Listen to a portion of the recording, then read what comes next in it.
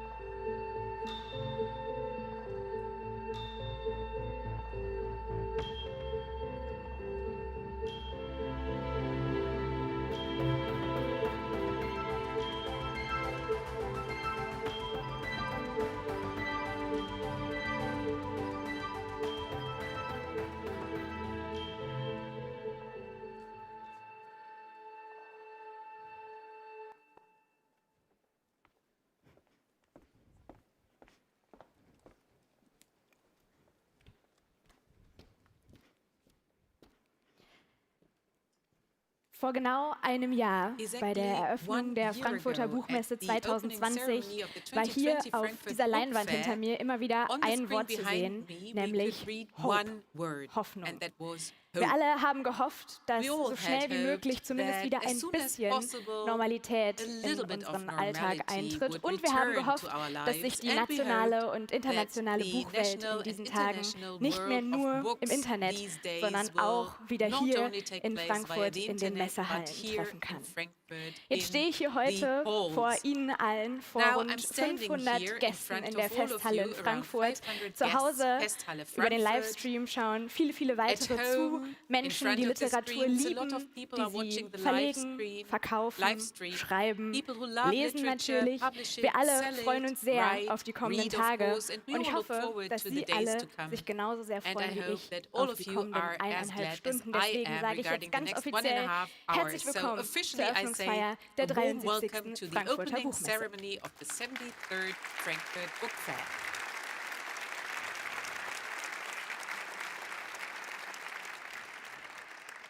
Das klingt schon sehr schön. Sounds great already. Es ist eine lange Tradition. Seit über 30 Jahren empfängt die Frankfurter Buchmesse in jedem Jahr traditionell einen Ehrengast.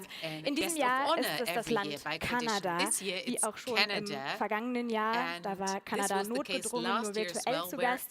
Es ist ein Land, das vielfältiger kaum sein könnte. vor allem und auch in seiner Kultur. Und deswegen sage ich jetzt auf Englisch. A warm welcome to the guests of honor, Canada. Thank you for being part of Frankfurt Book Fair for 2 years now. Et bien sûr aussi en français, bienvenue à nos invités d'honneur. Merci de faire partie de la foire du livre ici à Francfort, la deuxième fois cette année. We like to welcome you for the second time here in Frankfurt now, after you've been our virtual guest last year as well. Wie ein roter Faden zieht sich like eine a red thread, riesige an enormous question of the future is going through the program of Frankfurt Book Fair and also through the program of the ARD Trade Fair stage, and that's the question, how do we want to live? I'd like to start discussing this with my first 2 guests here on stage. For 2 years, she's been the chairwoman of the German Publishers and Booksellers Association. He, for 15 years now, has been the director of Frankfurt Book Fair. A very warm welcome to Karin Schmidt-Friderichs and Juergen.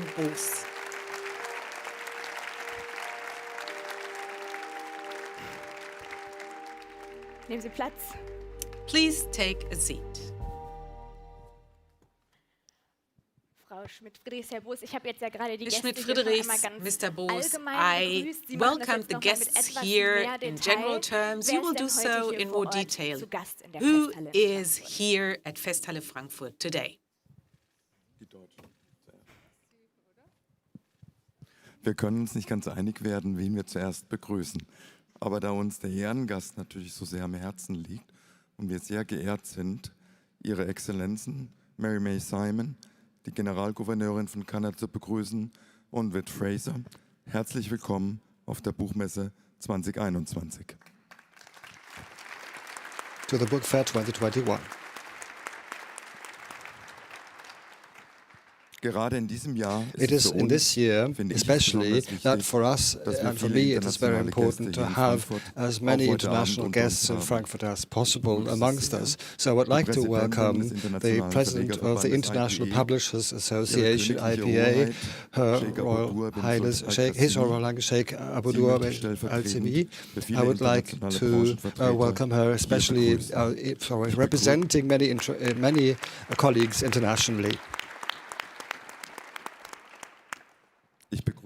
And let me also welcome the Cultural Minister of Bangladesh, Excellency Khalid, and representing many European guests, I would like to welcome the Vice Minister for Contemporary Culture of Greece, Nikolaos Yatromonakis, and for the representatives of the Diplomatic Corps and Consular Corps present here, I would like to welcome His Excellency Stéphane Dion, the Ambassador of Canada and the Special Envoy, and from Spain, let me welcome His Excellency Ricardo Martínez Vázquez, the Spanish Minister of Culture.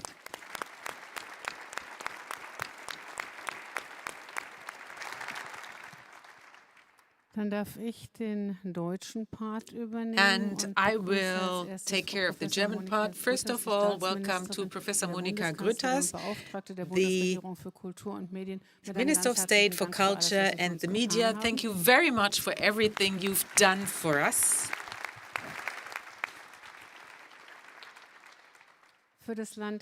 And for the state of Hesse, Dr. Philipp Nimmermann, the Secretary of State in the Hesse Ministry for Economy, Transport and Accommodation.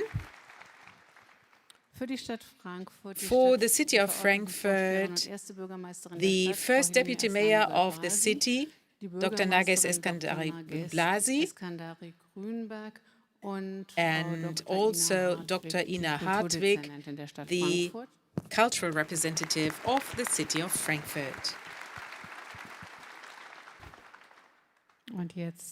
And now the loop closes. The individual who links Germany and Canada, the German ambassador in Ontario, Miss Sabine Sparwasser. And last but not least, what would be the opening of a book fair without more guests? A very warm welcome to our authors, award winners, exhibitors, media representatives, dear guests here. It's great to see the room so crowded. Dear guests in front of the monitors all over the world. I'm so glad. Last year, that wasn't a very good feeling. Frankfurt Book Fair is one of the first book fairs really taking place under the motto of Reconnect. Here we have 1,500 exhibitors. Mr. Boos, it's not true. We have 2,000, right? Within the last few hours, some were added from more than 70 different countries. Well, we are very glad that this is the situation and that so many guests can be here today. Ms. Schmidt-Friderichs, what about the general situation in the book market? Do we see an upward trend there? Are things improving? Well, after this situation, 18 months with unbelievable ups and downs, lockdowns, reopening, working from home, homeschooling, hardly any events or fairs. Well, the industry is faring astonishingly well. We saw a great deal of resilience, and I think we all can be proud of this, and we are grateful to our customers. There are reasons for this. First of all of the industry showed an enormous flexibility, creativity, and agility. So everybody rolled up their sleeves and made things possible that seemed to be impossible. Secondly, and we didn't have control of this, people read more books. During these times of crisis, they understood even better what books mean. And they found orientation, food for thought, distraction, support, and not only the classical book lovers who always read a lot, people who know that we are in a love relationship based on the book, but also children, young adults, and adults who did not read that many books before. Well, this is a reason for celebrating the book fair. Absolutely. Now, Mr. Boos, book fair is the most international meeting of the industry all over the world. What are you observing at the international book markets? Wir haben in den letzten 18 Monaten permanent mit den Kolleginnen auf der ganzen Welt gesprochen. Und erstmal waren wir in Schockstarre. Wir haben gedacht, was passiert jetzt? Die Buchhandlungen sind geschlossen. Wir leben von der Backlist. Es kommen keine neuen Titel. Das Digitale wird uns übernehmen. Und was passiert ist, viel mehr junge Leute lesen auf der Welt. Kinderbücher, Young Adult Bücher haben zugenommen. Wir haben tatsächlich die Jugendlichen von den Bildschirmen weggelockt und sie lesen gedruckte Bücher. Der Buchhandel hat sich weltweit als stabil, ich will mal sagen widerständig, widerborstig erwiesen. Das Digitale hat ihn nicht gefressen, sondern hat ihn zu Kreativität beflügelt. In Deutschland, aber auch international. Frau Schmidt-Friderichs hat von Resilienz gesprochen. Ja? Die haben wir überall gemerkt. Ja? Das Buch ist widerstandsfähig. Es ist widerborstig, es ist widerständig. Wir haben gemerkt, dass Diversität zugenommen hat. Es gibt mehr Übersetzungen. Wir schauen auf kleine Sprachen. Wir entdecken mehr. Da hat uns vielleicht auch das Digitale geholfen. Aber jetzt sind wir alle froh, wieder hier zu sein und das Buch zu feiern. We are glad to be back here. So this is the status quo, the view to the present. So let's take a look into the future. Ms. Schmidt-Friderichs, what is decisive for the book and the industry to be able to give new ideas to the society? Well, Mr. Boos and team came up with the motto of how do we want to live? And I think the pandemic showed how important it is to deal with each other, the encounters. We missed this. Also in the industry, the treating each other with respect, being fair to each other is so important. I think our industry should come up with impulses for tolerance, respect, open-mindedness with our content, but also regarding our behavior. We have to and should show an impulse for the freedom of speech and the freedom of expression, not only in Germany, but globally, by showing it and also being active in this regard. I think we should be aware of our responsibility for nature and the environment even more, but also for lively city centers where we do not only have chain stores and where we see high rents, but where we have a lot of culture and encounter. And we have to treat each other in a fair way, and we have to demand the right to be treated in a fair way. And behaving in a fair way in the industry, we have to take care of it. Treating publishing houses and authors fairly, here we need the support of the government, and this is why on the occasion of the book fair, we started the initiative Reading Fairly, Fair Lesen. Authors, publishing houses and booksellers advertise contracts when e-books are lended, and the motto is writing does not come for free. Those who live of it and for it need to be treated fairly, and this is not possible if an e-book platform is offered free of charge by government. I'm sorry for these words, but they are important. And you already mentioned it. We are living in very special times at the moment, times of change. We see how climate change is affecting us. We see digitalization. We experience that the freedom of expression in some countries, some not far away, is restricted. Mr. Boos, this is why, and not only why, we face up to the question, how do we want to live? How does the book fair program reflect this enormous question? It's always the question, what does literature do? And literature always tries to give answers and sometimes also ask questions as to how do we want to live. The novel always puts people into society, and we have to deal with it, and books help us with this. And we try to reflect this in our program by diversity. Yesterday we started off with this, with 8 intellectuals whom we put on a boat, and they couldn't escape for the whole day. And they were dealing with the question, how do we want to live? And in the beginning, it was really difficult for them. They came up with a list of bans, of things they want to prohibit. And then they came up with a different approach. We have to set the framework ourselves. We have to determine ourselves and be self-determined. And so this was something we tried yesterday. And we have a series of, in the program about arguments. But when you have an argument, you have to listen to each other. How do we want to live? And my answer for this book fair is we need to be able to listen to each other, and we need to read. And that's the key thing. The book is communicating with us. We need to listen, and then we can deal with this complex world and its diversity, which we need. We're not exposed to it. We need it. But then we'll be able to deal with the diversity.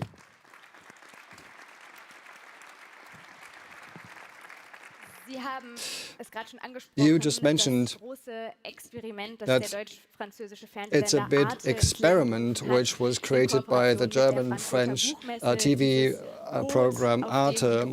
So it's a boat on the River Main where the big question, how do we want to live, was reflected. Let's take a look at the impressions of that. What's happening on this boat? Well, it's about everything. Everything is about our future.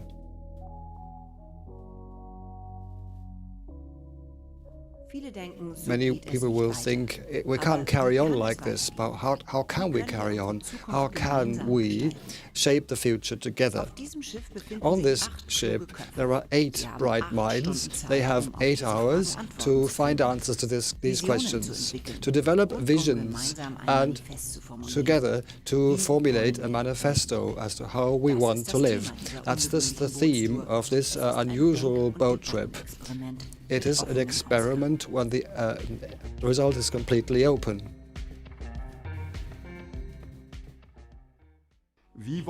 How do we want to live? we are consuming too many raw materials. We can't survive alone. Patriarchy is bad for everyone. We need to liberate ourselves. Inequality is a huge problem. Construct instead of consuming, that's a kind of attitude. I would wish that the older generation gave us more room for the young generation and to encounter this. I would wish a world where people with a disability can also appear in toothpaste commercials as being newscasters. We have to stick together and we have to find solutions.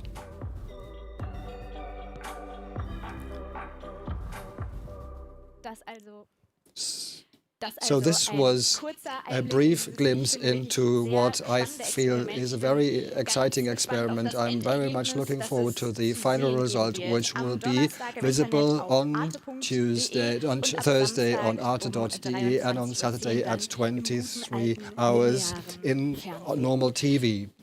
Thank you very much to the both of you for this talk. Juergen Boos and Karin Schmidt-Friderichs will meet again later on, but thank you very much so far.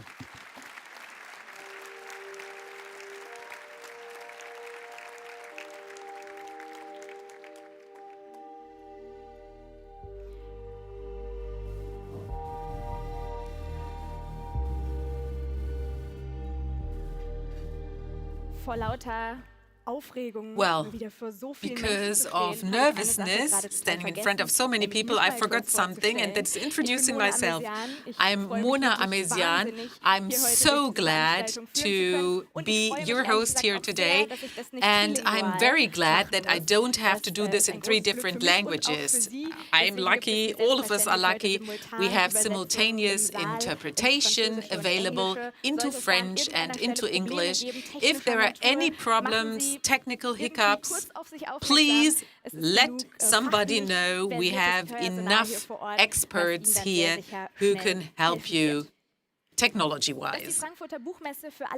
Frankfurt Book Fair is important to many of us personally, that goes without saying, and I'm sure that most of us can tell stories from past trade fairs.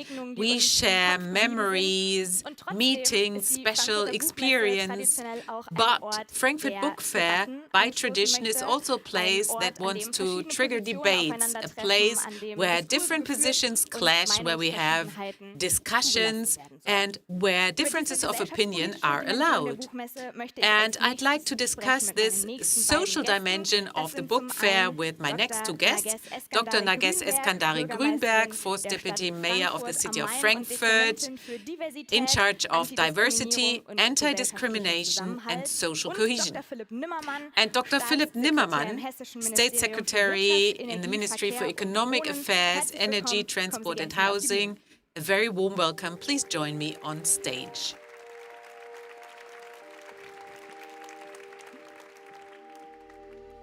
Hallo. Schönen Abend. Hello. Good evening. Lady Mayor, I just mentioned it. Frankfurt Book Fair has always been a place where many different people from different nationalities meet. We mentioned the figure. I think you cannot mention it too often. Exhibitors from more than 70 countries are here at Frankfurt Book Fair. How important is such an event for the city of Frankfurt? Very important. I have to admit that I am so moved that this event is taking place today. It's not normal. Maybe in recent years we thought it was normal, but today we know that it's so special that we can meet, that the book fair can take place. And as First Deputy Mayor of Frankfurt, I must say I'm so proud that we have this book fair in the city of Frankfurt. Yes, this deserves a round of applause, but I think we all feel this special feeling. It's so nice. But an open society, as in the city of Frankfurt, is not as such protected against anti-democratic infiltration. What can we do against interior enemies in order to defend democracy without maybe questioning the core values. Well, the first question regarding Frankfurt and Book Fair. Frankfurt is the city of Paulskirche, the cradle of democracy. And I mean, 175 years will be celebrated in 2023. Democracy cannot be taken for granted in many places of the world. Many guests here today will be able to tell you that democracy needs to be defended still. We see that it's important to defend diversity, Mr. Boos, you mentioned it, and freedom of expression. I think almost 90% of the world are places where freedom of expression cannot be taken for granted. And at the book fair, we see that democracy and freedom of expression are very important, are crucial, and this way we can send out a message into the world. Maybe you also wonder, how can we defend democracy? By providing space. I saw a quotation by Hannah Arendt who said, nobody has the right to eavesdrop, and nobody has the right to demand that you follow orders. Well, I think we need to make sure that conflicts find space, and if we do this together rather than against each other, this means great work for democracy. Well, this brings us to an enormous social topic. Let's go back to the personal level I addressed before, what we think about the book fair. In my case, this year, this is very special for me because for the first time, I'm not only, in inverted commas here, as a journalist and host, but also as an author. And I already have the impression that new experiences, new memories approach me, and after a few days, I will feel completely different. What about you? What's your personal experience regarding Frankfurt Book Fair? Well, I thought maybe I should speak about my personal relationship with the book first. I was 14 years old in a country where freedom and democracy was not really important, and I was able to share a book with 20 students, and we only had one night to read the book. Then we had to pass it on. And the book was forbidden. Do you remember what it was? It was a book by Nietzsche. And to me, it was a very, very special experience. I will never forget. We had the book for one night. We were able to read it for a few hours. And after 20 days, then we received it again. And the book, you know, looked torn and it was worn, but I knew how valuable it was. When I visited the book fair in this city for the first time, that was so special for me to look at the different booths, seeing different countries represented here, different cultures, languages, the novels, the passion. Today, when we see the Friedenspreis telling a painful story, and I can only tell you that I was so impressed. And I thought, well, everybody is allowed to present these books, and I can tell you, I still have this memory. And let me tell you, a book is something special. Sharing it with each other, the stories, to share them with each other. And I'm glad to see this. I have a lot of connections with Canada. And, you know, my husband was living in Canada. My best friend lives in Canada. And I know how diverse the atmosphere in Canada is. And we have a diverse atmosphere in Frankfurt as well. And I wish this city a lot of success with the book fair. I hope that we will never have to go through a pandemic like this again. I hope that many people look at books, read them, and I hope that we will see freedom of expression and opinion in all the countries of the world. And I think this is also something that's very important for this book fair. Thank you very much. Secretary of State, what about you? You went to university in Frankfurt, you live here. What is your personal experience regarding Frankfurt Book Fair or books in general? I have really grown up with the book fair. I used to go here with my mother regularly, or sometimes later on alone or with others. So it's clearly a part of Frankfurt. We are so proud to have the book fair here. A city with people coming from 200 nations, and then having this international book fair, which shows how important it is to meet, to have an exchange, also controversial exchange. And there are always going to be controversial exchanges because there are opinions which are not shared by everyone, but that's part of it. This exchange is great, and that's why I'm so glad that not just have I been vaccinated in this room, but we also do have the book fair here. And someone wrote to me recently and said, "Oh, you're going to the book fair? You're going to the book fair?" I was the one doing vaccinations, giving jabs here in this hall. So this is much nicer to have this as a book fair location rather than a vaccination location. But of course, it's been many months now, and this will be repeated again and again today. Everyone is so glad after so many months that it's possible to meet up here again, and it's also possible to do it internationally. So what makes the fairs so important in terms of exports?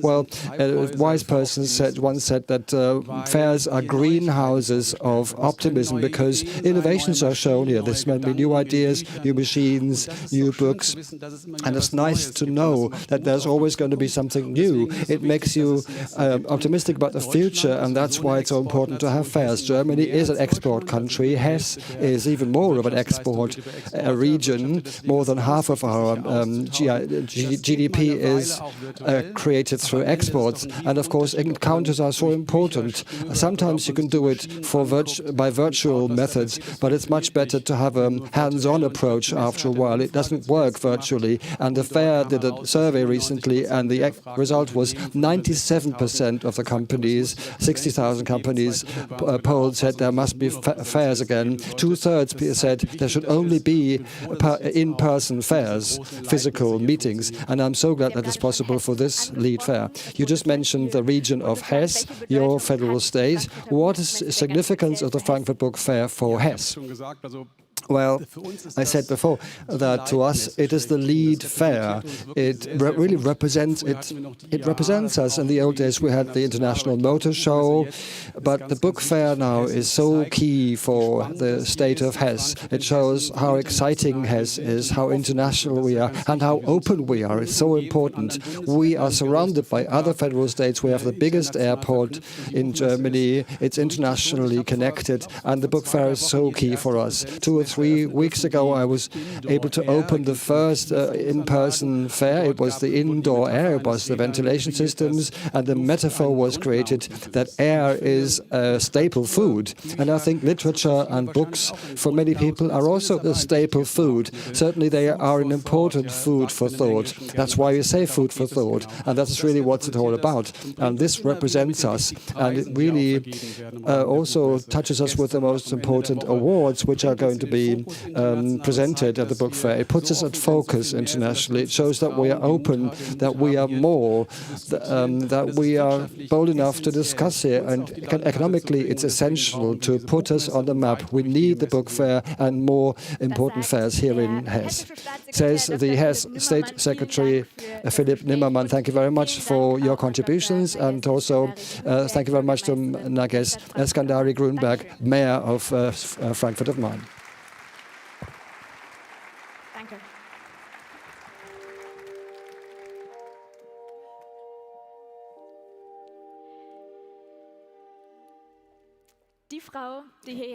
The lady who will come on stage next calls herself Irish Inuk with freckles, not young, not old, not white, emotional, passionate, with a big heart and a proud voice. She's Canada's first and only Inuk opera singer, and for many years, with her work, she has tried to make sure that the cultural heritage of the Inuit survives. and continues.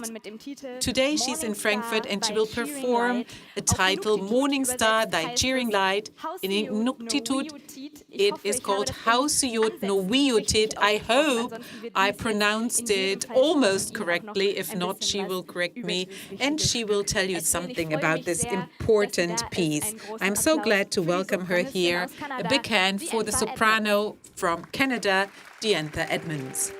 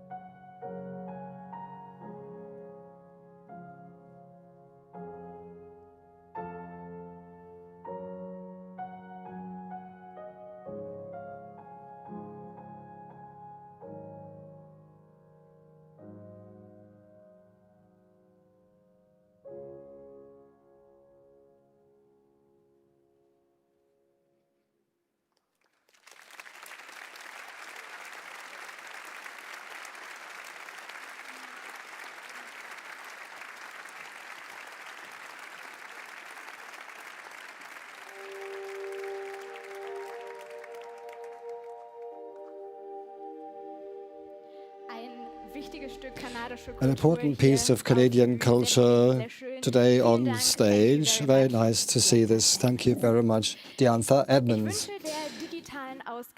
I wish the digital version lots of success and I'm looking forward to being able to welcome the literary diversity in a physical event next year with a crowd, with discussions, with readings, live in front of a big audience. This was the sentence said by the State Minister for Culture of Germany, Monika, Grütters, on this very stage a year ago, and we are so glad that everything has turned out to be true. What he predicted, there's going to be there's a fair, there's going to be receptions, there are readings, discussions, and we're so glad that our State Minister, Monika Grütters, is back here this year, and we're looking forward to her speech this year. Welcome.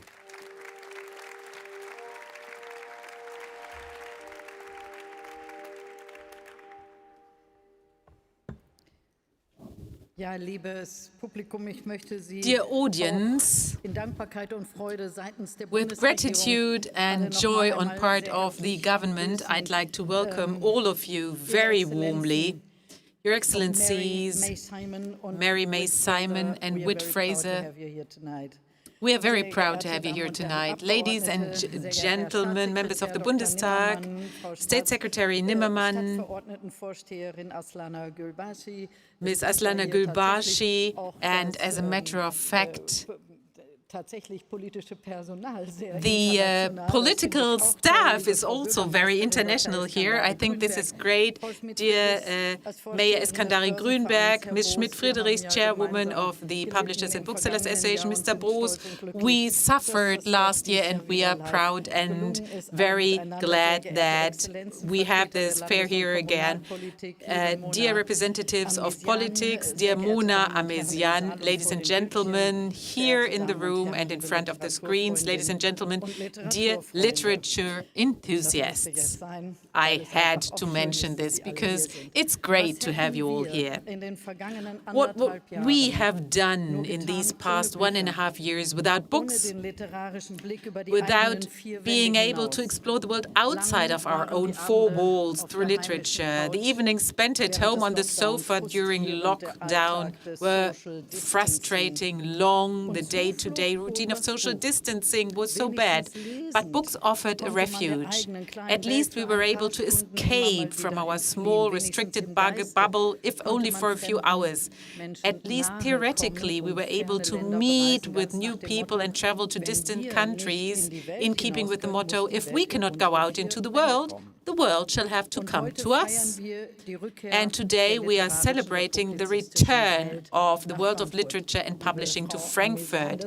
Dear Ms. Amesian, this is my answer here today. Yes, let's celebrate the return of the literary and publishing world to Frankfurt with everything the book fair offers, making it a celebration for book lovers. Exhibition stands, guest of honor pavilion, reception and talks, live readings and discussion in front of a large audience. So almost everything that the pandemic deprived us of at last year's book fair.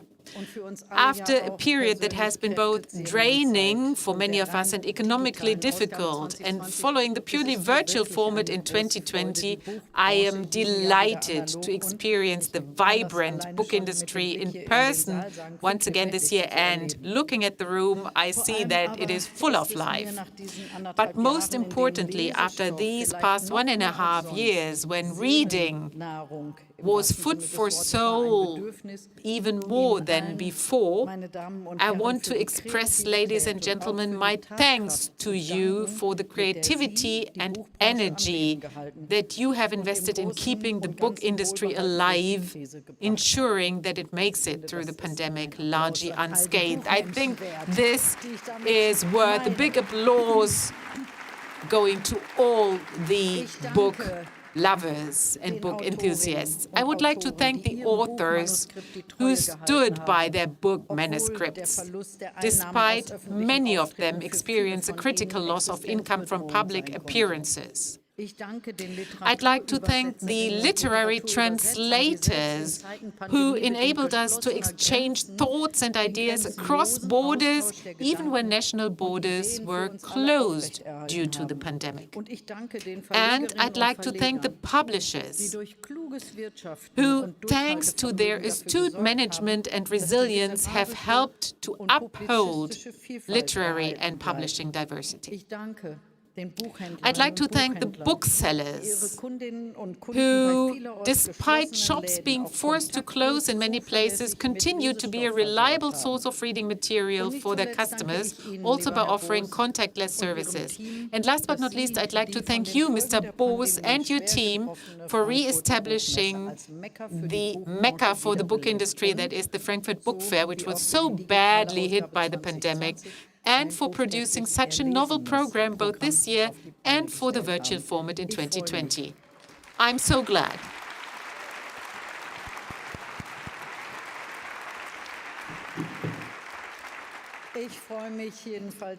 Well, I am very pleased to have the opportunity to support you once again this year, thanks to funding from the Neustadt Kultur program in 2020-21, provided by the federal budget for culture. Ladies and gentlemen, I'm aware of the suffering a large number of you have experienced due to the pandemic. Many of you have not only had to fight to save your livelihoods, but also to hold on to your future prospects. Nonetheless, the Neustadt Kultur program has allowed us to support the book industry with a total of 41 million euro, with another 24 million euro of funding from the same program for literature alone, Neustadt Kultur.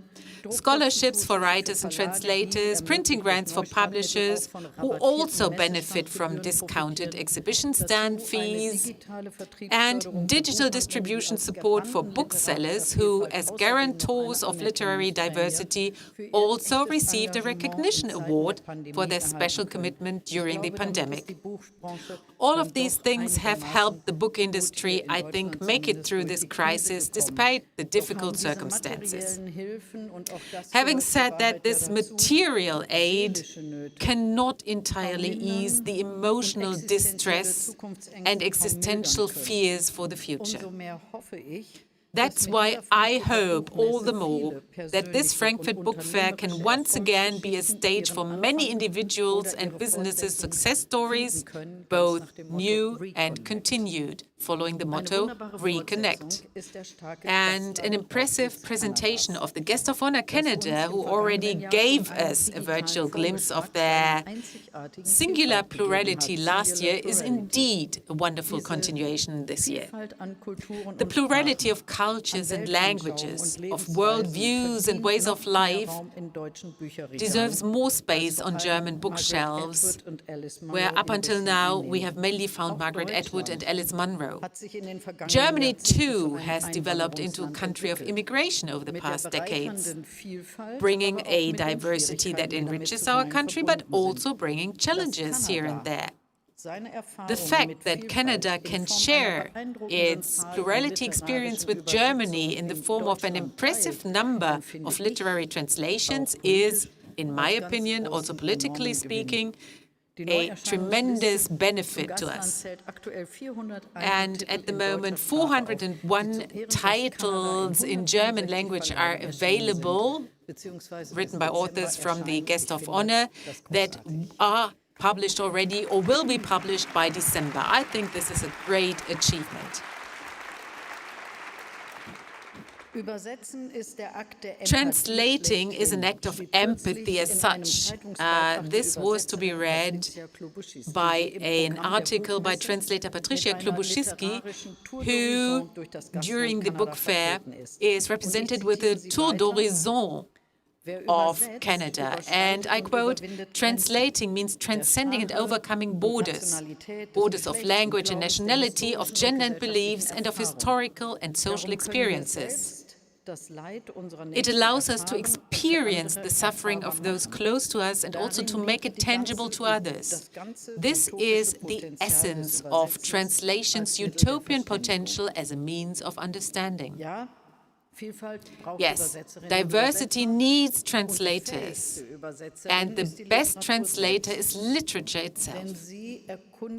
More than any other art form, it explores the fine details and varying layers of what it means to be human. What it means to be human. It sheds light on why humans think, feel, love, believe, and act the way they do. It's thus a source of understanding and empathy.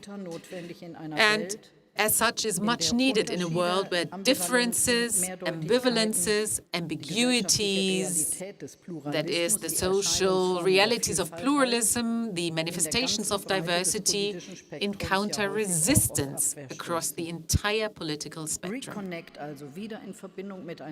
This means that reconnect is more than a promising motto for this year's book fair. I hope that in this regard, literature too can develop its utopian potential as a translator, as a means of understanding. And with this in mind, I extend my best wishes to the Frankfurt Book Fair 2020-2021, a lot of attention and resonance. Welcome back to the stage for the world of literature and for the literature of the world. Thank you very much.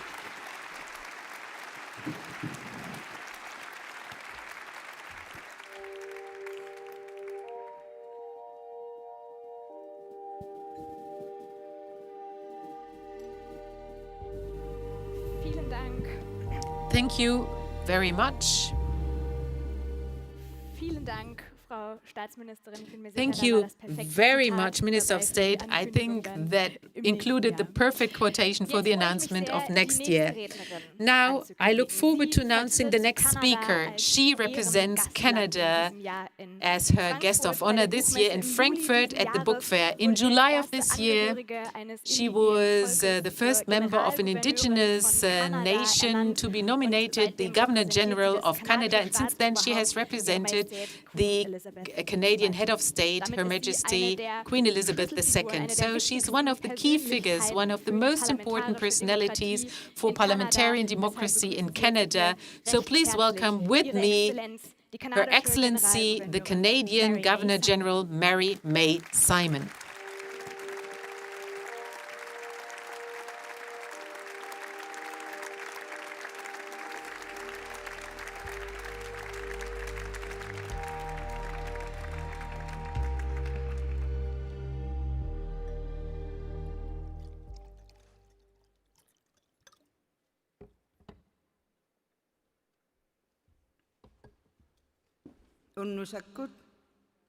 Hello, bonjour, guten Tag. Ulumi takunga tikigata hobia sokhavugut alia sokhavugut tamanna titiraqnang allani atuagatsani pagnanak pimmarialomat ulumi ilaugiame hobia suppugut. I just want to speak a little bit with my first language, Inuktitut. In meiner ersten Sprache sprechen, Inuktitut, um zu sagen, dass meine Delegation und ich sich sehr gefreut haben, hier zu landen, heute zu landen und Teil dieser wichtigen Veranstaltung zu werden. Ich freue mich also wirklich außerordentlich, hier sein zu dürfen, persönlich, um Kanadas Teilnahme als Ehrengast der diesjährigen Frankfurter Buchmesse einzuläuten. Wir leben in einer außergewöhnlichen Zeit der Weltgeschichte. Die erste globale Pandemie in mehr als 100 Jahren wird einen bleibenden Eindruck auf uns alle machen und in unserer Geschichte, wie das auch viele heute Abend schon gesagt haben. Die Kunst, die Kultur, die Literatur haben uns natürlich geholfen, diese große Herausforderung zu meistern.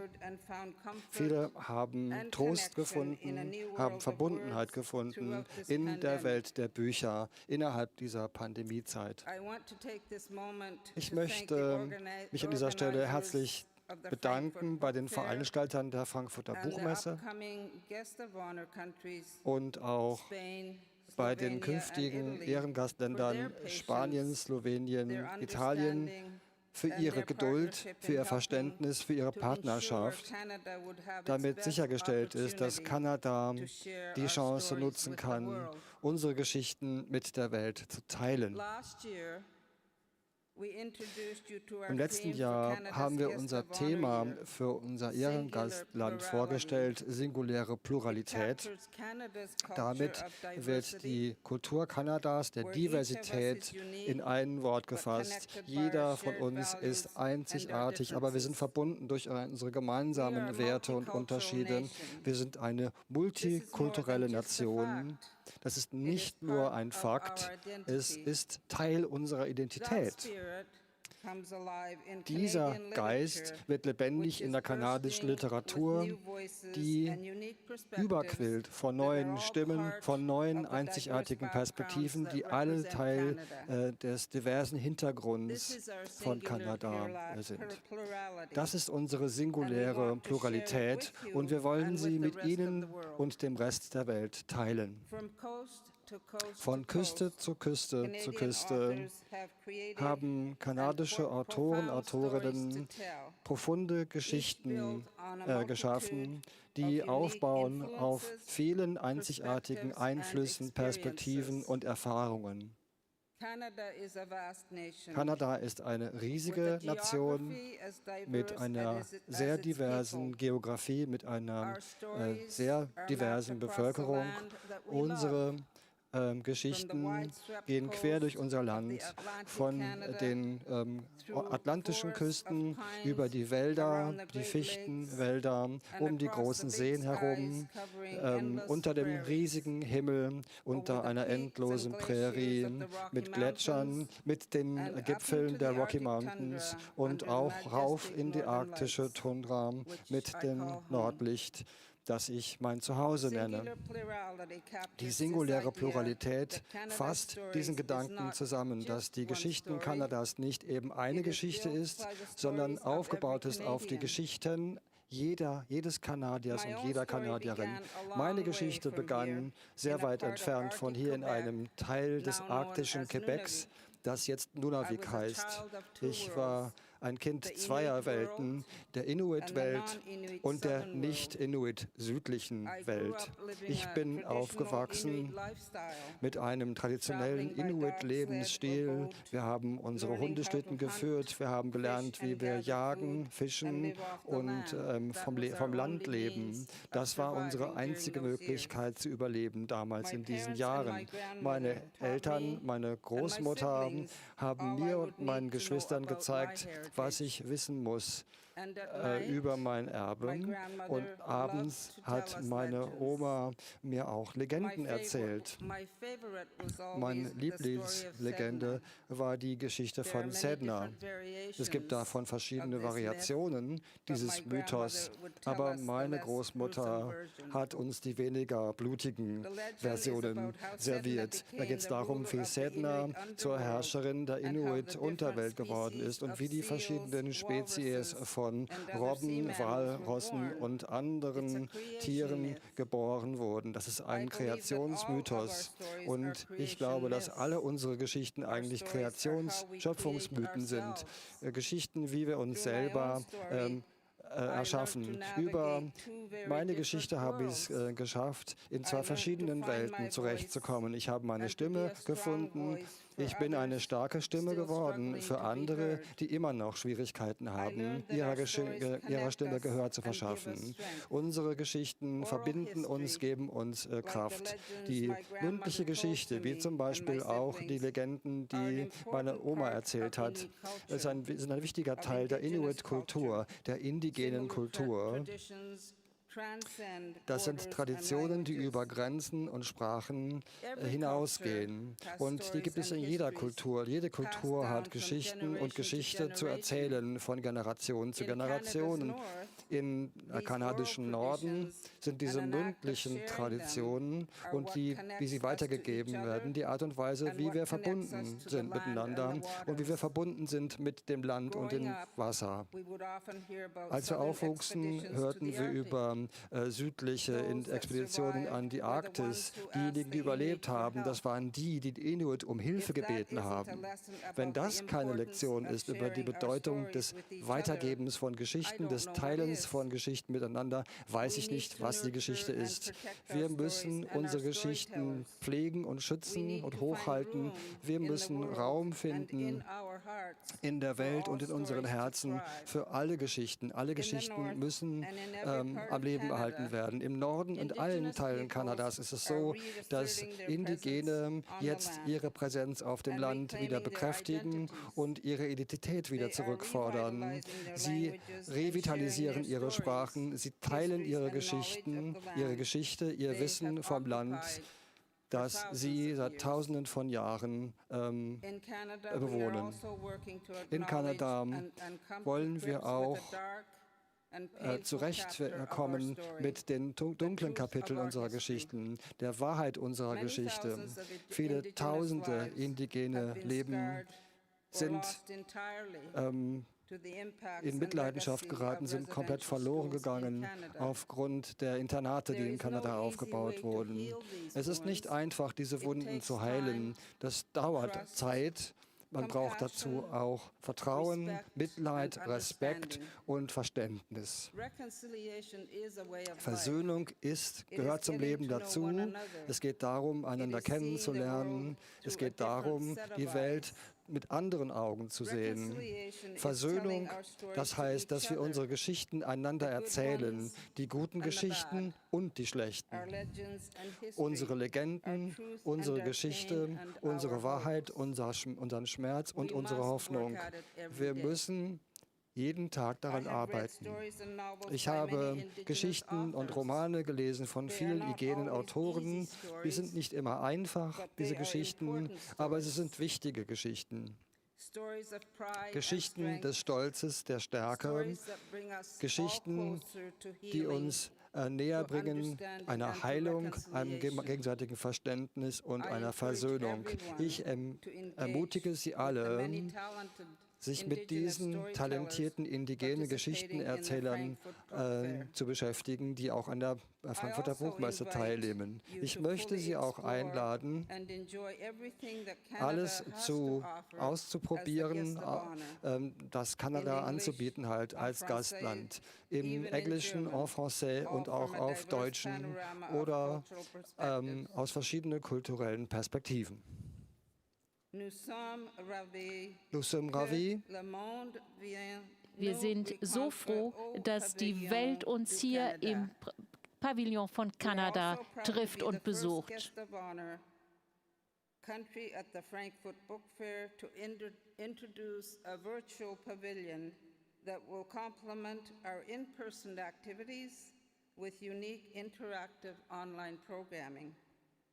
Together, our real and virtual pavilions will showcase Canada's authors, illustrators, and performers in an innovative and immersive experience that will keep visitors COVID safe and shine a spotlight on the rich diversity of Canadian literature and culture. We are eager to tell you our stories and grateful for this chance to share in your stories, because our stories matter. It is our stories that make us who we are and make up our world. I would like to give the final word to one of our storytellers, the late Richard Wagamis, an Ojibwe author and journalist from the Wabasimu Independent Nations in northwestern Ontario, who wrote, "All that we are is story. It is what we arrive with. It is all we leave behind. What comes to matter then is the creation of the best possible story we can tell while we are here. You, me, us together. When we can do that, we can take the time to share those stories with each other. We get bigger inside. We see each other. We recognize our kinship. We change the world, one story at a time." Thank you very much. Merci. Miigwech, nakormik, danke.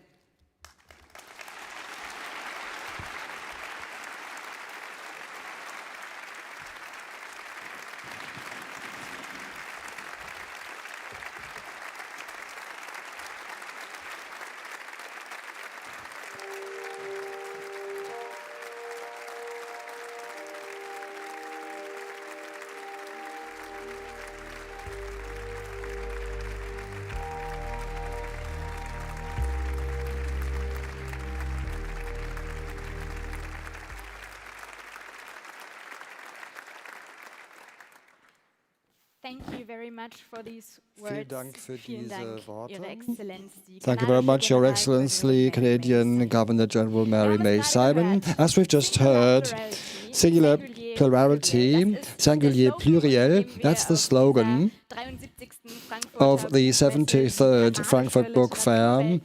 And this is the way we're going to get to know the Canadian world of literature better. And one woman who knows this world very well is the next one to come to the stage.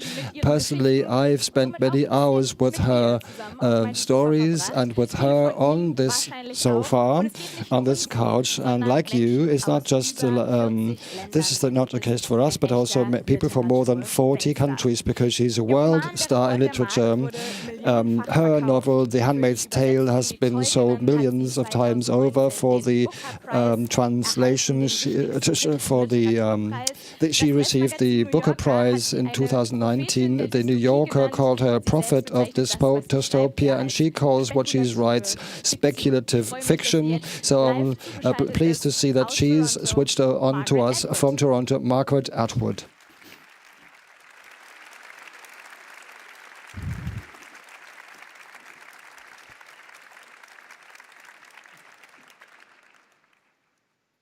Begin. Okay. Sehr geehrte Damen und Herren, dear Canadian officials, dear booksellers, dear publishers, dear colleagues and fellow writers, and dear word people, wherever and whoever you may be. It's a great honor to be addressing you on this occasion. I thought I'd be doing it last year, but then came Eigentlich hatte ich das im letzten Jahr schon vor, aber dann kam Covid-19. Und wir alle kommen uns vor wie Leute im Märchen, die im Wald einschlafen und 100 Jahre später wieder aufwachen. Und eben noch war ich in Frankfurt bei Ihnen, feierte den Friedenspreis und genoss den Tag des Cosplay. Wer war diese große Frau in Blau mit den Rentierhörnern auf dem Kopf? Aber jetzt ist Kanadas Jahr in Frankfurt.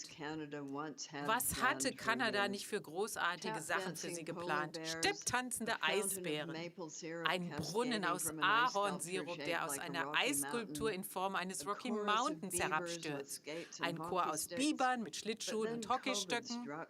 Aber dann kam Covid und diese Pläne lösten sich in Luft auf. Ich selbst hatte vor, mich mit Moos zu bedecken und arktische Tundra zu spielen. Aber leider musste ich die Idee aufgeben. Wir Mitglieder der Menschheit haben sehr schwere Zeiten durchgemacht hier auf dem Planeten Erde und es ist noch nicht vorbei. Schon jetzt haben die Schriftsteller und Schriftstellerinnen begonnen, Zeugnis abzulegen, wie sie es gewöhnlich tun. Sie denken nach über unsere wachsenden Unbehagensgefühle angesichts einer Klimakrise, die wir nicht länger ignorieren können. Waldbrände, Flutkatastrophen, Dürre, Hungersnöte, wachsende ökonomische Ungleichheit. Klimaflüchtlinge. Sie legen Zeugnis ab von den bewussten politischen Destabilisierungsversuchen, denen wir ausgesetzt gewesen sind. Sie loten die Vergangenheit aus und erforschen die Zukunft. Und sie erzählen Geschichten in allen Sprachen der Welt und in allen Ländern. Jedes Mal, wenn Sie ein Buch lesen, hören Sie eine Stimme, die zu Ihnen spricht. Und egal wie isoliert Sie sich fühlen, Sie wissen, dass Sie nicht alleine sind. Bücher sind Mittel zur Zeitreise und Maschinen für Mitgefühl. Sie tragen uns in fremde Länder, sie ermöglichen uns Einblicke in fremde Innenwelten. In Italien wurden Bücher während des Lockdowns 2020 als systemrelevant eingestuft, so wie Apotheken. Und so sollte es sein. Aber nun zurück zu Kanada. Was wird dort nicht alles geschrieben im Moment? Als ich in den 60er Jahren des 20. Jahrhunderts in die Kunstszene eintrat, waren Autoren, Autorinnen, Verleger und Verlegerinnen noch dünn gesät. Schriftstellerinnen und Schriftstellern empfahl man, das Land zu verlassen, da es damals schwierig war, in diesem Beruf zu arbeiten. Heute ist das ganz anders. Jede Provinz, jedes Gebiet, jede Landschaft, jede Sprache, jede einzelne Gruppierung in Kanada hat jetzt seine Schriftsteller und Schriftstellerinnen. Auch Filmemacher und Filmemacherinnen, Künstler und Künstlerinnen, Musiker und Musikerinnen. Der Anstieg insbesondere indigener Ausdrucksformen ist bemerkenswert. Damals in den 50er Jahren fühlten sich Kanadas immenser geografischer Raum und seine regionale und kulturelle Vielfalt wie ein Hindernis an. Sollten wir nicht nur eine nationale Geschichte haben, eine sogenannte Identität? Heute sieht man diese Vielfalt als Gewinn an. Die Natur hat nichts übrig für Monokulturen. Sie sind so viel weniger widerstandsfähig als komplexe Ökosysteme. Man soll nicht alles auf eine Karte setzen, sagt man doch. Nun, Kanada hat viele Karten, auf die es setzen kann. Das Thema der diesjährigen Messe lautet Reconnect, die Verbindung wiederherstellen zwischen Verlagen, Schriftstellerinnen und Schriftstellern und Büchern, zwischen Buchhändlerinnen und Buchhändlern, Büchern und Verlagen, zwischen Schriftstellern und Schriftstellerinnen, Lesern und Leserinnen, der Wiederaufbau dieses komplexen, lebendigen Nährbodens, der die Welt der Bücher darstellt. Weil alles mit allem zusammenhängt, auch die Verbindung wiederherzustellen zwischen den Ländern, den Stimmen, zwischen Vergangenheit, Gegenwart und Zukunft. Wir alle, so hoffe ich, werden sicher eine Verbindung herstellen zwischen uns und der Biosphäre, in deren empfindlichem Gleichgewicht wir leben und atmen. Covid und die Klimakrise haben uns gezeigt, wie fragil wir sind als Menschen. Aber wir haben auch demonstriert, wie widerstandsfähig, erfinderisch und kreativ wir sein können. Danke, ihr Büchermenschen. Dank eurer harten Arbeit können die Stimmen von Schriftstellern und Schriftstellerinnen durch die Zeit und über endlose Distanzen reisen. Ich erhebe mein virtuelles Glas auf euch. Es war mir eine Ehre, heute hier zu sprechen. Ich gebe Ihnen einen besonderen kanadischen Segen mit auf den Weg. Mögen Sie geschützt sein vor Bären, Moskitos und Menschen, die ihre Motorboote nicht steuern können. Uns allen viel Glück. Vielen Dank.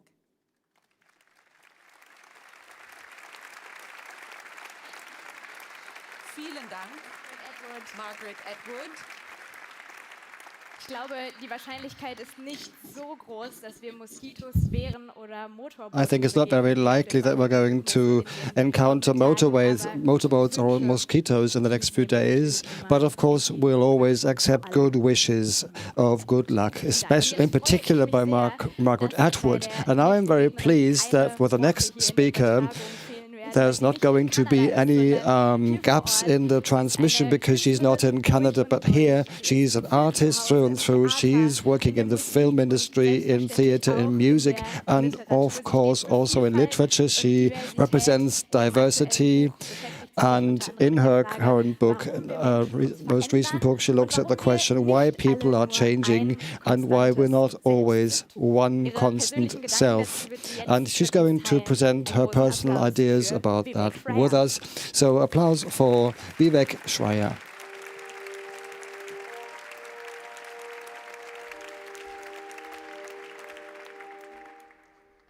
Good evening. My name is Vivek Shraya, and I'm honored to be here with you tonight. As a kid, I grew up surrounded by a plethora of Hindu gods. This was thrilling. Unlike other boys who collected hockey cards to learn their favorite players, I mentally gathered data about each god, their different names, functions, powers, aesthetics, animal vehicles, and legends. Vinavadini Saraswati Mata Jagatapalini Gauri Mata Amba Bhavani Lakshmi Mata. But in Sunday school, I was eventually corrected. Wurde ich dann eines Besseren belehrt. Die Hindus glauben eigentlich nur an einen einzigen körperlosen Gott, der verschiedene Gestalten annimmt, damit die Menschen verschiedene Anknüpfungspunkte bekommen, verschiedene Optionen, die ihre Aufmerksamkeit und Hingabe wecken sollen. Wenn dir der blaue Typ mit Pfeil und Bogen nicht gefällt, dann bist du vielleicht überzeugt von der ätherischen Göttin, die auf Schwänen reitet und Veena spielt. So erkläre ich auch den Reiz, eine multidisziplinäre Künstlerin zu sein. Dadurch entstehen zahlreiche Kontaktmöglichkeiten. Können Sie mit Lyrik nichts anfangen, berühre ich Sie vielleicht mit Musik oder provoziere Sie mit Fotos. Anders als die Hindus glaube ich nicht an ein einziges, konstantes, wahres Ich. Um meine Ablehnung von dieser Vorstellung geht es auch in meinem neuen Buch People Change. Den Ratschlag "Sei du selbst" fand ich auch deshalb schon immer so verwirrend und entmutigend, weil wir viel größer und unermesslicher sind. Überlegen Sie mal, wer Sie in diesem Jahr oder in der letzten Dekade oder in Ihrem ganzen Leben schon gewesen sind. Könnten Sie unter all diesen Leuten Ihr wahrstes Ich ausmachen? Welches ist Ihr authentischstes Ich? Das Problem mit diesem Verständnis liegt darin, dass ein neues Selbst nur durch die Verleugnung des früheren Ich legitimiert werden kann. Ich bin jetzt mein wahres Ich, weil ich begriffen habe, dass ich vorher jemand Falsches war. Das klingt so ähnlich wie die Aussage von frisch getrennten Freundinnen oder Freunden, sie hätten ihren früheren Partner nie wirklich geliebt. Wenn sich nun aber ihre Definition von Liebe verändert hat oder sie sich selbst so verändert haben, dass sie nicht mehr dieselbe Person sein können wie in ihrer früheren Beziehung, was, wenn es zu einem bestimmten Zeitpunkt in jener früheren Beziehung eben doch Liebe war? Eine vergangene Liebe macht eine zukünftige nicht weniger wahr. Mehrere Lieben können wahr sein. Und mehrere Wahrheiten können gleichzeitig existieren. Wie oft glauben wir an die Mehr vom wahren Ich, nur weil es von uns erwartet wird? Nie rät uns jemand, sei deine mehreren Ichs. Wir sollen immer nur eins sein. Es gibt noch ein Ich, das ich ansprechen möchte, das Perfekte. Diese Person, als die man sich sieht, hätte man nur mehr Zeit und mehr Ressourcen. Darf ich Ihnen mein perfektes Selbst vorstellen? Dieses Selbst macht regelmäßig Yoga und meditiert, schafft es täglich zu lesen und benutzt jeden Abend Zahnseide. Klingt gar nicht so kompliziert, diese Liste, und doch blieb diese Version meiner selbst über ein Jahrzehnt lang unerreichbar, bis letztes Jahr. Vor allem dank meiner flexiblen Arbeitszeiten als Dozentin und wahrscheinlich Covid-19 konnte ich Yoga, Meditation, Lektüre und Zahnseide endlich in mein Leben integrieren. Ich wurde also doch noch mein perfektes Selbst. Hurra! Trotzdem bin ich kein Stück glücklicher, ist mein Leben plötzlich nicht bedeutsamer geworden. Stattdessen fühle ich mich viel erfüllter, wenn ich ein paar Punkte auf meiner perfektionierten To-Do-Liste einfach streiche, um Freunde zu treffen oder ins Kino zu gehen. Offenbar geht es im Leben um mehr als das so oft bemühte Bestmögliche zu führen. In Wahrheit hält uns unser perfektes Selbst nämlich zurück, anstatt uns anzutreiben. So wie unser wahres Selbst beschränkt uns auch die Vorstellung vom perfekten Selbst auf eine einzige ultimative Version von uns, anstatt uns Raum zu geben, zu wachsen und uns auszuprobieren, während sich andere Umstände verändern. Die Vorstellung vom perfekten Selbst schränkt unsere Zukunft ein. Haben wir es erst erreicht, geht es von da aus nicht mehr weiter. Für manche heißt das Erfolg. Für mich ist es aber erdrückend. Ich hoffe, dass ich jetzt nicht mein perfektes Selbst bin. Ich möchte nämlich herausfinden, wer ich noch alles sein kann, welche Schichten ich noch hinzugewinnen oder ablegen kann. Was, wenn wir nicht mehr so angestrengt versuchen würden, unser wahres Selbst zu finden oder unser perfektes Selbst zu sein und stattdessen jedes unserer Ichs als gleichberechtigt und notwendigen Schritt auf dem Weg zum nächsten akzeptierten? Was, wenn wir den Druck rausnehmen, unser perfektes Selbst zu werden oder unser Scheitern daran nicht mehr als Grund zur Selbstkasteiung verwendeten und uns stattdessen darauf konzentrierten, jeden Tag perfekte Erlebnisse zu schaffen? Ich stelle mir eine Welt vor, in der wir uns so oft verändern, verwandeln und ausprobieren können, wie wir wollen, und in der diese Vielfalt gewürdigt und nicht beargwöhnt wird. Ich möchte morgens aufwachen und mich nicht mehr fragen, was möchte ich heute erledigen, sondern wer will ich heute sein? So möchte ich leben. Vielen Dank.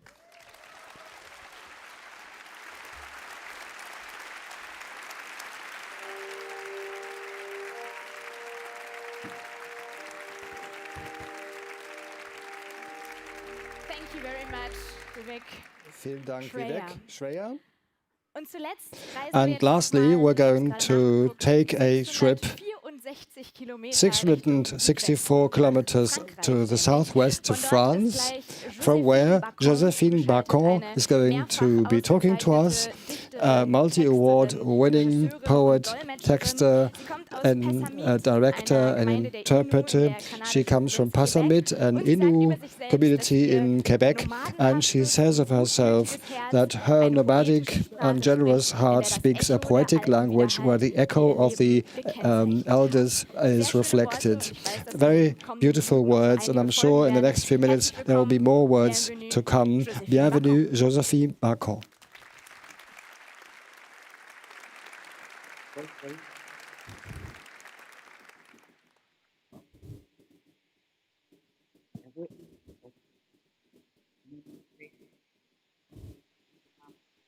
A white night, the hours, the minutes, the seconds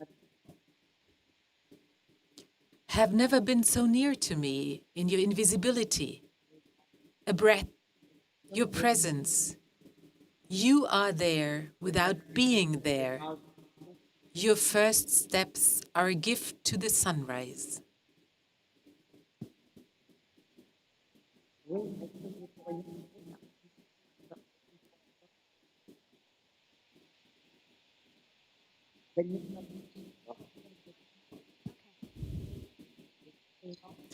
Respect comes first, seated on Litchen.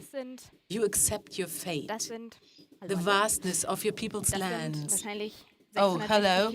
Well, apparently it was 660 kilometers too far for the connection, but I just heard we will try again to connect, and hopefully we can listen to Joséphine Bacon. And fortunately, well, we have all gone through this 1.5 years of pandemic where we were sitting in front of Zoom, Teams, Skype, wondering, do you hear me? Do you see me? Maybe the microphone was muted. Things happened that weren't supposed to happen, so let's try again. Maybe we were able to reconnect. Well, probably it'll take a few minutes. I can hear something. Okay, try again.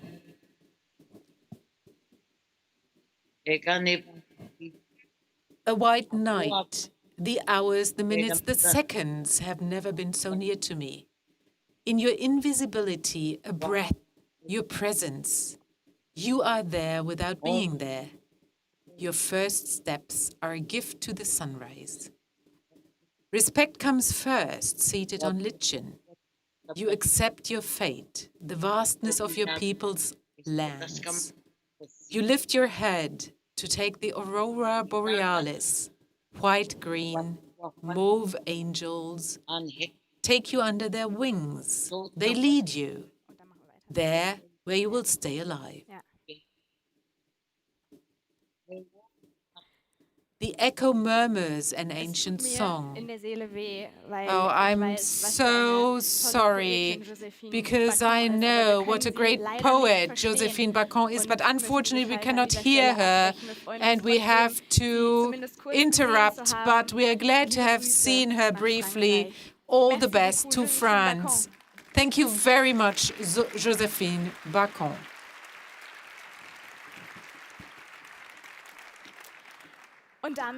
Well, with this, we approach the moment without which Frankfurt Book Fair cannot start, the official opening. Prior to this, let me tell you, after the official opening, some of the guests of honor will have to leave very quickly. Please bear with us. And of course, we hope that all of you will stay here for a few more minutes, and also you in front of the live stream. Now, I'd like to ask Karin Schmidt-Friderichs here to join me on stage, the chairwoman of the Publishers and Booksellers Association.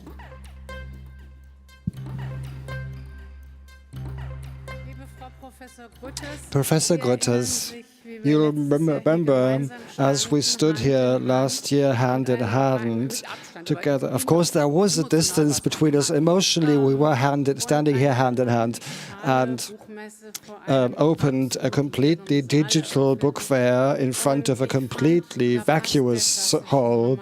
And I think that it wasn't fitting to use the hammer. But this year, as we've learned through the pandemic, there is going to be a double hammer stroke. One is an analog hammer stroke, and the next afterwards we're going to have a digital one.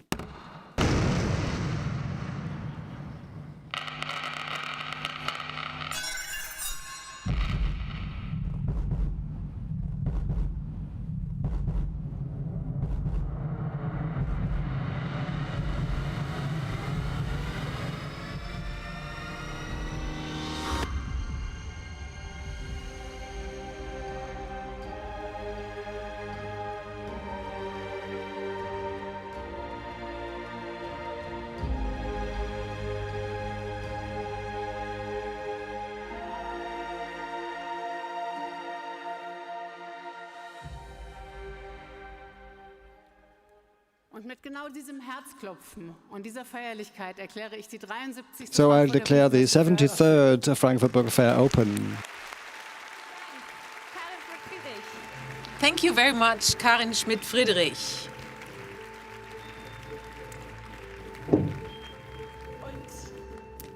And this was it, maybe the most important phrase tonight. And with this, it is finally opened, the 73rd Frankfurt Book Fair. I'm supposed to wait a little bit. I will.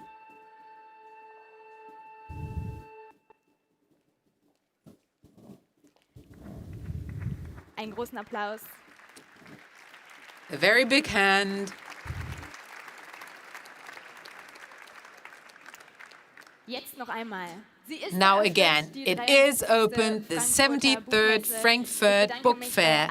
Thank you very much to all the guests here, to all the guests in front of the live stream. Thank you to all speakers, artists, organizers who helped making this event come true here on stage, behind the scenes. I wish all of you a fantastic book fair with a lot of special and real encounters. All guests here are invited to attend the official opening of the Pavilion of the Guest of Honor. You can reach it over here. Otherwise, exit and wardrobes are in the back. I'm Mona Amesian. I was glad and I am honored to be your host for the opening tonight. I want to thank everybody involved and wish us all a nice evening. Thank you very much.